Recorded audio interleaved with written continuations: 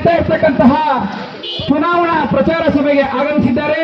ಕಾಂಗ್ರೆಸ್ ಪಕ್ಷದ ಅಭ್ಯರ್ಥಿಯಾಗಿ ಸ್ಪರ್ಧಿಸಿರುವಂತಹ ನಮ್ಮ ನಿಮ್ಮೆಲ್ಲರ ನೆಚ್ಚಿನ ಯುವ ನಾಯಕರಾದಂತಹ ಶ್ರೇಯಸ್ ಪಟೇಲ್ ಅವರ ಪರವಾಗಿ ಮತಯಾಚನೆಗಾಗಿ ಕಾಂಗ್ರೆಸ್ ಪಕ್ಷದ ಮುಖಂಡರೊಂದಿಗೆ ನಮ್ಮ ನಿಮ್ಮೆಲ್ಲರ ನೆಚ್ಚಿನ ನಾಯಕರನ್ನು ಅದ್ದೂರಿಯಾದಂತಹ ಒಂದು ಸ್ವಾಗತವನ್ನು ಕೊಡ್ತಾ ಇದ್ದೀವಿ.